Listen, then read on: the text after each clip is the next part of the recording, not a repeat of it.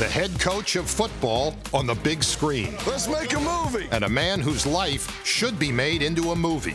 Vince Tringali stood for what was right in America. It's Movie Magic, today on NFL Films Presents.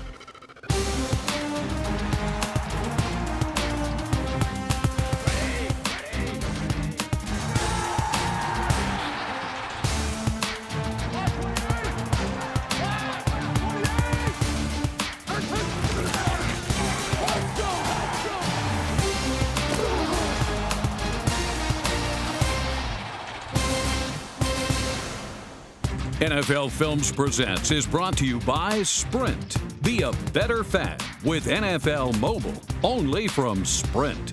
Power up.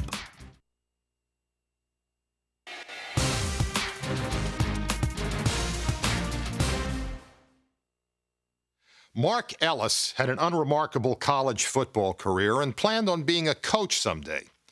Instead, he co-founded Real Sports, where he turned screenplays into playbooks and actors into athletes. His work can be seen in such films as Miracle, The Rookie, Coach Carter, The Longest Yard, Radio, and Invincible.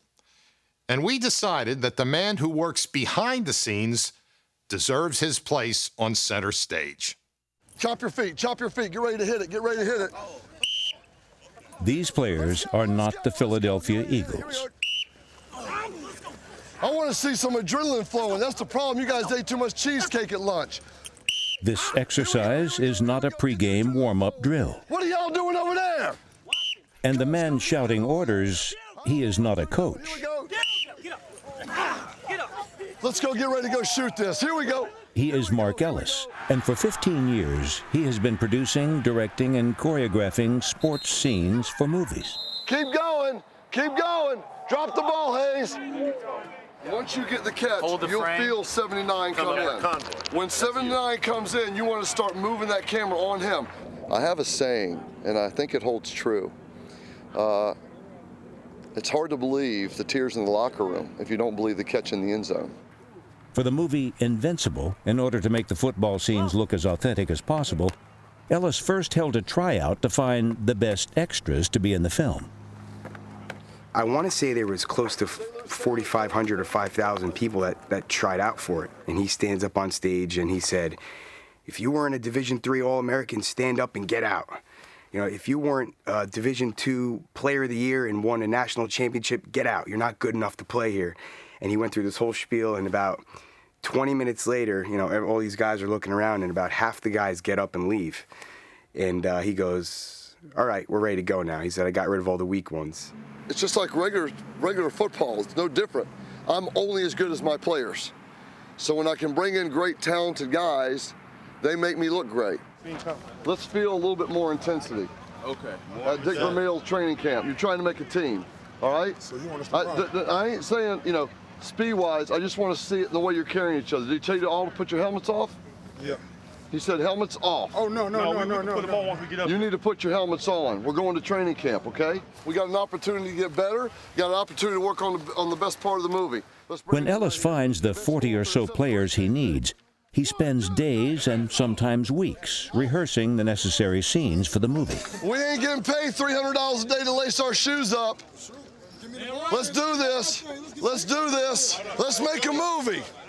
When filming starts, Ellis makes certain every player performs the tasks required of him as both an athlete and an actor. I turned the wrong way. I want to know. The football player came out. That's right. So stay here, but just remember to turn back like, Okay, let's go. You know who the man is. We all know who's going to make the interception. We all know who's going to recover the fumble. We all know who's going to score the touchdown.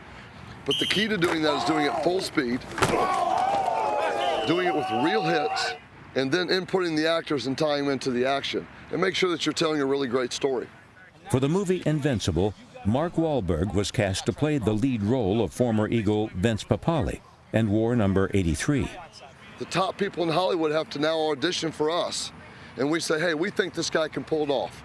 He's coachable, he's got good athletic skills, he walks, talks, looks like a quarterback, whatever it might be. And action! That's it. Ellis trained Wahlberg to perform the role of gunner in punt coverage. But neither Wahlberg nor Ellis was prepared for what would happen when Wahlberg faced extra G.J. Crescione during filming of the pivotal Giants-Eagles scene. All I was supposed to really do was kind of walk up to him in slow motion and just kind of like form tackle him, just kind of give him a hug so it looked like I hit him, and then they were going to change the camera angle so it looked like I really hit him. Mark took an outside release, got a great release, and Mark can run. GJ took an outside release and got a little bit behind, so he had to speed up. So when he sped up in order to hit his mark, to catch up with Mark and come and nail him on the sideline to earhole him, he was at his full rate of speed. Well, I'm thinking, please slow down. Please slow down. Uh-oh, he's not going to slow down. And as I was running, I got to about a foot away from him, and I just couldn't stop. My first intuition, my first feeling was, oh my God, they just killed Mark Wahlberg. After I hit Mark, I'm looking at him, I'm going, man, this guy really is a good actor. He looks really hurt. I get up and I start running away, and I hear, cut, cut, cut, and 2 or 3 people grabbed me, and, Mark, I look up and Mark's helmet is all sideways, and his chin strap's undone. I think now, I wonder if I can make a living selling bait somewhere on the coast of South Carolina. My job's over, I'm fired. Even if he's able to walk away from this, there's no way they're gonna let this go, let me go on. I immediately run to Mark, I say, Mark, are you okay? He says, man, let's do it again. And I said, okay, I live to go another day. Ellis kept his job, and the film had its signature scene.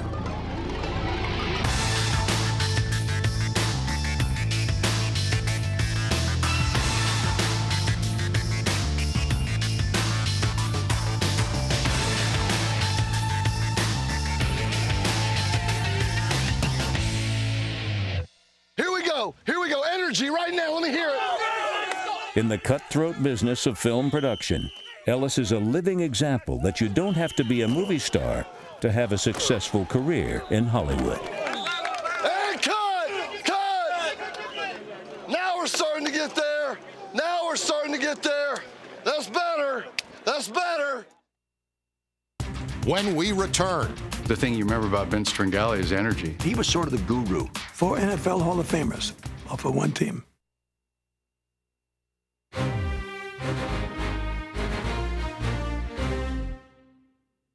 Vince Tringali is a legend in the Bay Area, and someone should make a movie about him. He's football's version of Forrest Gump. Vince's film would not be a drama, but a documentary. Because when it comes to Tringali's life, truth is definitely stranger than fiction. Recently in San Francisco, a banquet was held at St. Ignatius High School. The man of the hour was a former football coach. Most of them haven't changed that much. His name is Vince Tringali.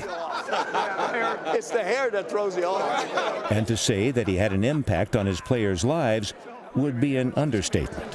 Where is Yalon? Yalon's, he's been a monk for 30 years. I know. You drove him into the... I drove him into being a Buddhist monk. He drove him into isolation for 30 years. During the 1960s, some of the most famous names in Bay Area high school football played either for or against Tringali's powerhouse St. Ignatius Wildcats. They were our big rivals. I went to a public high school.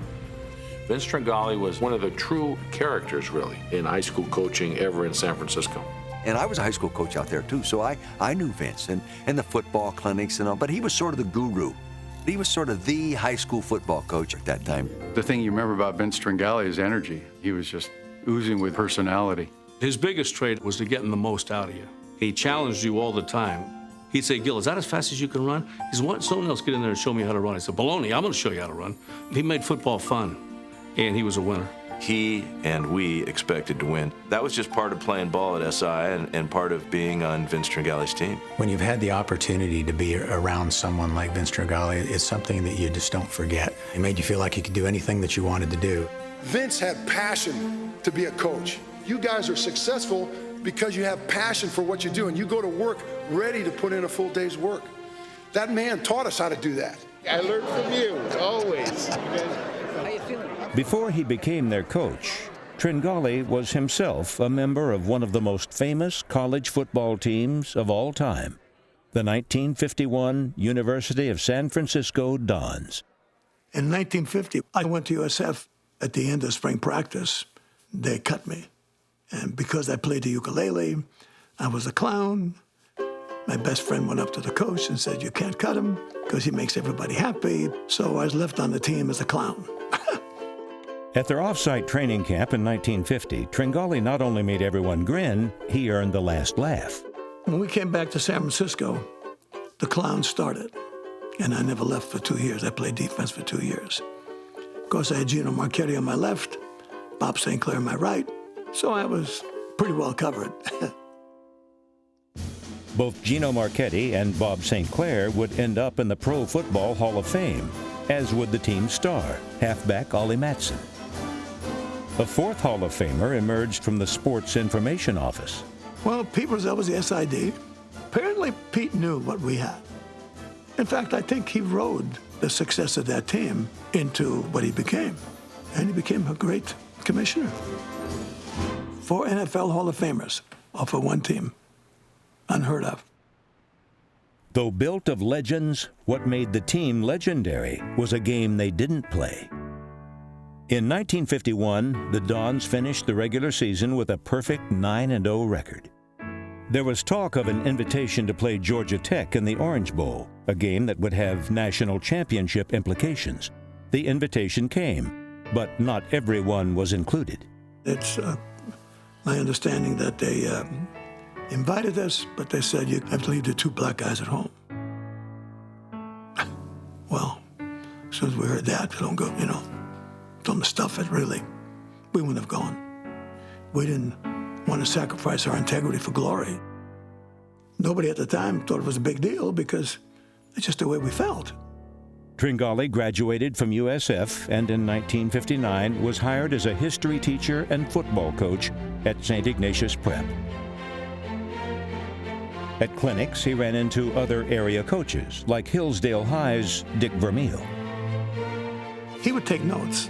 Whatever any coach said at the clinic, he would take notes and diagram it, etc. And he'd put them in a book and he'd sell them to you for $3. So you didn't have to sit there and take notes, you could listen. But in the interim, he's like a big computer. All this information he's getting from all these top coaches all over the country. Hey, Bryant, this, that, what they do, how they do it, this drill, how we solve this problem, just absorbing it all. And I really think that's what had helped him immensely. Like Vermeil, Tringali was a sponge, absorbing his surroundings. In 1964, he spotted an opposing player named O.J. Simpson and set him on a path to the University of Southern California, where Tringali had ties to the coaching staff. He came running by my bench. I said, I better call USC because this kid's pretty quick. I called USC up and I said, I got one. Now, you always say that. I said, no. In this case, I do. But before Simpson could attend USC, he had to improve his grades at the City College of San Francisco. He was flunking out. And they called me up and said, you got to do something. I said, what can I do when he's flunking out? Who were the teachers? Well, one was an ex-teammate of mine. So I called him up. Hi, Larry. I can't tell you what he said. It was nasty. I said, I'm just saying hello. He said, no, you're not. Well, we ended up in a room. And there was one teacher, OJ, myself, and a coach from USC. And he said, you didn't even come to class. You embarrassed us. But because of him, and he points to yours truly, we're going to give you a break. Well, failing grades became passing grades. Keeping the juice eligible led to a national championship for the Trojans in 1967 and earned Tringali preferred status on the USC sidelines. I saw him play every game at USC. I went down every home game for McKay for 15 years almost. They won 4 national championships in those 15 years. I got 1 ring. That's the national championship ring they gave me. That was a great 15 years. I was a white mouse, sitting in a corner, watching greatness happen all around me. Still on his feet at midfield, to the 45, 40. Simpson was the first of many Bay Area players Tringali would guide toward USC. Touchdown, USC! Another was the quarterback at arch-rival Lincoln High, Mike Holmgren. When I was playing high school football, we played them on Thanksgiving Day a couple times, which was the championship game, and Vince was the coach, and I know he wanted to come break my legs. I'm sure he told those guys to kill me all the time. I tried to kill Holmgren, but that's a figure of speech. I didn't want to kill him. I just wanted to put him out of the game. Holmgren survived Tringale's tough guy tactics and got in a few shots of his own. Later, Tringale would become one of Holmgren's most ardent admirers. He was 6'5", he could throw like the wind. Tough, good, honest. He's one of the people I'm really proud of. As a pro coach, Holmgren would hire one of Tringale's former players to be his offensive coordinator, Gil Haskell, St. Ignatius class of 1962. Vince ran the ball. He was a runner. He was an inside runner, and I am. I learned it here from him. That's something that I really learned from him, is how to run the ball. In 2005, with Holmgren and Haskell designing the plays, Seahawks running back Shaun Alexander led the NFL in rushing and set an NFL record with 28 touchdowns. 28 touchdowns this season. His name goes into the NFL record books. Clearing the way for Alexander was a unit coached by another of Tringale's players. And the offensive linemen are shredding him right now. Let's go. Offensive line coach Bill Laveroni. Come on, let's go. Go get him. Let's go get them. Let's go. I work at Seattle with Gil Haskell and Mike Holmgren. And I can't tell you how many nights, late at night, we would sit around the staff room, Gil and myself and Mike, and we talk about all the good times we had at St. Ignatius with Vince. To this day, as a coach, coaching the offensive line at Seattle Seahawks, I talk about getting off the ball, how important that is. Vince is telling us about getting off the ball. If these guys could only have seen Vince getting the track pistol out, Vince is saying, I'm going to get that damn track pistol, I'm going to stick it right by your ass. And if you don't get off the ball, and I told these guys a story, and they looked at me and they said, who is this guy, coach? In the fall of 1967, a junior named Dan Fouts transferred into St. Ignatius. I had a great team, but I needed a quarterback. Gift of the Magi. God, he was a big, strong, good quarterback. He could throw. Problem was I had a back. Every time I gave him the ball, he got 9 to 10 yards or a touchdown. And I think John McKay once said, when the ball's in the air, it belongs to anybody. When it's in your arm, it's yours. We ran the ball a lot. I got to give the kid credit. He never complained one time about not throwing the ball. He was a team player. When Fouts did throw, he showed flashes of his coming brilliance. As a junior, he led the Wildcats to their 4th city championship under Tringale. But as a senior, the future Hall of Fame quarterback was trumped in the playoffs by a future Hall of Fame receiver. And came second by an inch. A guy named Lynn Swan beat me. He caught a pass that ran through 3 guys for a touchdown, and that's what beat us. The 1968 season would be Tringale's swan song as coach at St. Ignatius. Though he stopped coaching, he has never stopped supporting his former players. That support can take you from your present day and maybe troubles that you're having and transport you back to a time when you were having fun and having success, being a part of a great experience. Whenever he calls, that's what happens to me. Fouts was the most famous player Tringale ever coached at SI. The most high-profile St. Ignatius student he didn't coach is longtime NFL assistant Al Saunders. Al Saunders is a little different case. Al was an Olympian swimmer, and his father wouldn't let him play football. When I had a meet and would set a record and come back and have Vince put his arm around me in the hallway, and he called me Fish. He'd say, hey, Fish, what a great job. Receiving his praise was just the top of the mountain to a young kid at St. Ignatius High School. My experience with Vince Tringale was in the early 60s. At that time in our country, and there was all kinds of different strife. The drug culture and the free love experiences in San Francisco were at their highest, and there was a lot of different directions a lot of young kids could go. Vince Tringale stood for what was right in America to a lot of young high school students. When he left St. Ignatius, he went to San Jose State, and he went out for football. Vince was probably one of the main reasons that I left the sport of swimming on a very high national level and went into football. I got more from Vince maybe than even a lot of students that ended up being around him as football players. You're one of mine as far as I'm concerned. Anybody can do what you did. No high school ball at all, and make a San Jose State team at all league and become head coach of San Diego Chargers. Come on. I'll take it any time. That's one of my players. I don't care what you say. In 2002, Al Saunders' Chiefs and Gil Haskell's Seahawks went head-to-head in an offensive battle that would set an NFL record. And another first down. Pass over the middle, caught. First down, Chiefs. After the game, they had one person on their minds. They both called me up and said, we're going to send you something. We think you might like it. And this is the two of them after a game where they broke the NFL record for first down for one game. 32 each team. The two St. Ignatius boys break an NFL record, and they sent this picture to the coach.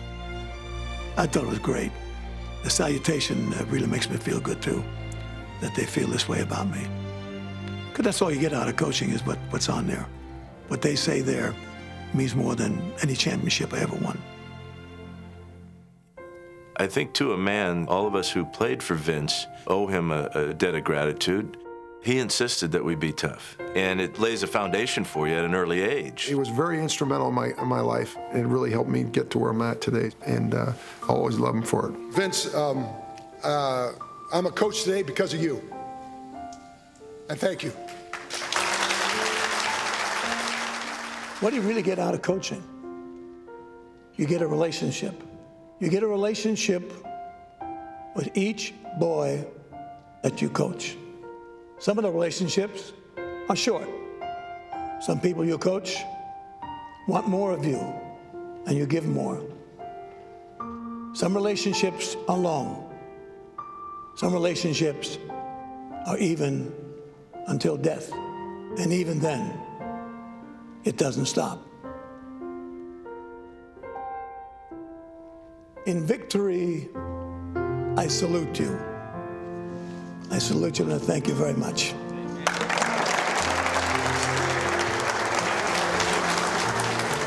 Thank you. Thank you. Appreciate you coming. Nice job, Billy. Thanks, Vince. You did a good job. Got to see my first coach. God, I love you, man. Thank you. I love you. God, forever.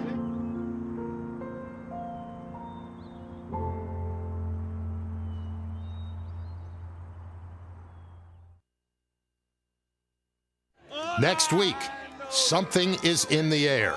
This is very touching and very moving to see these guys singing my song. Phil Collins' NFL Anthem, next week on Presents. NFL Films Presents is brought to you by Sprint. Be a better fan with NFL Mobile, only from Sprint. Power up.